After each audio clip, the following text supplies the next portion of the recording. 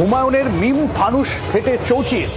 হুমায়ুন আসাদুদ্দিন ওয়েসির সঙ্গে জোটের কথা বলেছিলেন, আর ওয়েসির দল মিম জানিয়ে দিল জোট তো দূরস্থ, আলোচনার টেবিলেই বসতে রাজি নন তারা। অতঃপর কি করবেন হুমায়ুন কবির?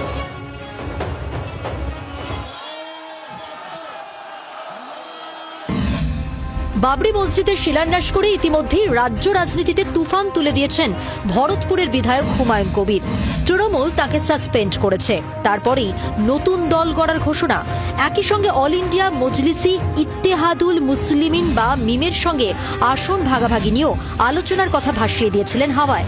বাংলায় 135 আসনে প্রার্থী দেওয়ার কথাও ঘোষণা করেছিলেন, কিন্তু তৃণমূলের বাড়া ভাতে ছাই তো দূরস্থ, রাত পোহাতেই চোনা পড়ে গেল হুমায়ুনের রাজনৈতিক সুখ স্বপ্নে।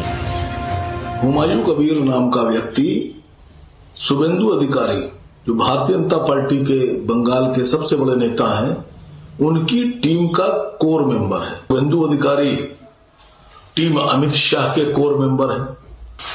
ऐसे व्यक्ति जो देश में मोहब्बत के लिए खतरा हो, मोहब्बत में दरार डालते हो, एकता के लिए खतरा हो, ऐसे लोगों के साथ असद ओवैसी साहब कतई नहीं जाएंगे।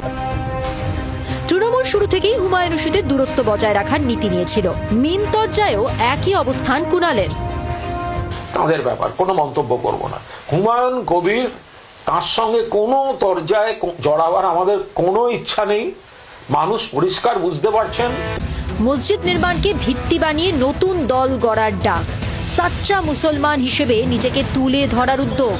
পারবেন কি তৃণমূলের এক কাট্টা সংখ্যালঘু ভোটে ভাগ বসাতে? এ বিষয়ে যদিও ইতিহাস বিরূপ, বাংলার সংখ্যালঘু শ্রেণী বরাবরই সমর্থন জুগিয়েছে মূল ধারার রাজনৈতিক দলগুলিকে। মহান সম্ভাবনার শিল্প রাজনীতিতে তো কত কিছুই ঘটে, সেই আশাই কি হুমায়ুনও? ব্যুরো রিপোর্ট, জি 24 ঘন্টা।